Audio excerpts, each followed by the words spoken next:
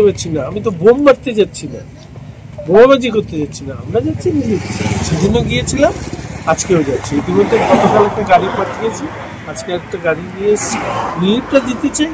এক্ষেত্রে same kind of attitude যারা ওখানে আছে তারাও জানালে এটা এক ধরনের মানসিকতা, যে মানসিকতা একেবারে মানে কাকদ্বীপ থেকে কুচবিহার সর্বত্র একই ধরনের। আঘাত আর ভয় যদি কারো ক্ষমতা ধরে রাখার একমাত্র সম্বল হয়, তার পক্ষে অ্যাটিটিউড চেঞ্জ করা সম্ভব নয়। তার কারণটা হচ্ছে যে ক্ষমতা চলে গেলে এই যে রাজনৈতিক ব্যবসা এটা বন্ধ হয়ে যায়। তাহলে সেই জন্য ক্ষমতা ধরে রাখবার জন্য এরা আক্রমণের পন্থা নিয়েছে।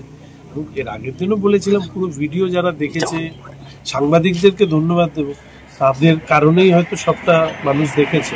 তো মব লিঞ্চিং করার চেষ্টা করেছে এবং পরবর্তীকালে আমরা বেরিয়ে যাওয়ার পরে সাংবাদিকদেরকে পেটানো হয়েছে। আমি জানি না সেটা সেই অর্থে খবরে আসে কিনা।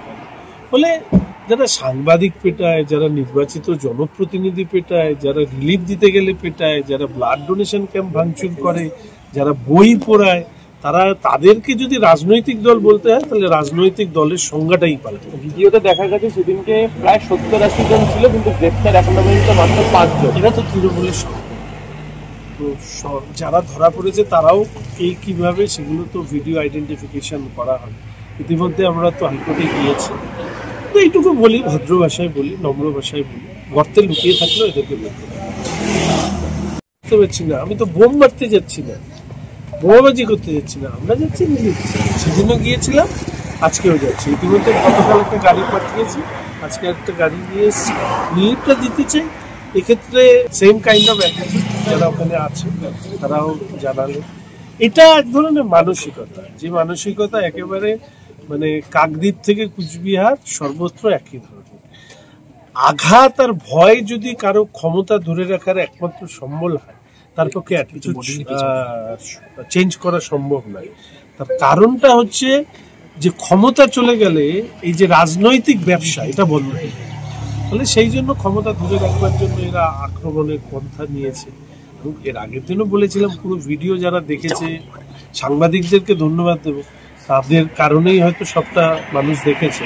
তো মব লিঞ্চিং করার চেষ্টা করেছে এবং পরবর্তীকালে আমরা বেরিয়ে যাওয়ার পরে সাংবাদিকদেরকে পেটানো হয়েছে। আমি জানি না সেটা সেই অর্থে খবরে আসে কিনা।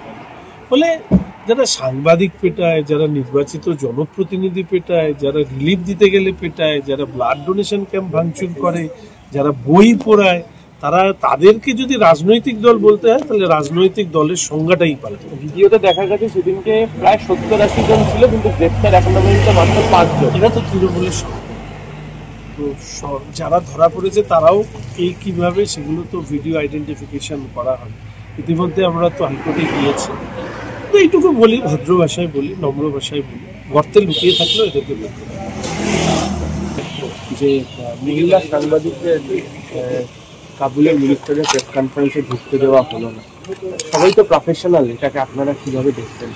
প্রথমত বিষয়টি যেহেতু এক্সটার্নাল অ্যাফেয়ার্সের এবং পররাষ্ট্র একটি প্রতিবেশী দেশ এর সাথে জড়িত রয়েছে, আমি যে পর্যায়ে নেতৃত্ব দিই বা যেখানে আমি জনপ্রতিনিধি, দলীয়ভাবে এই নিয়ে কোনো ধরনের বক্তব্য আমার পক্ষে রাখা সম্ভব।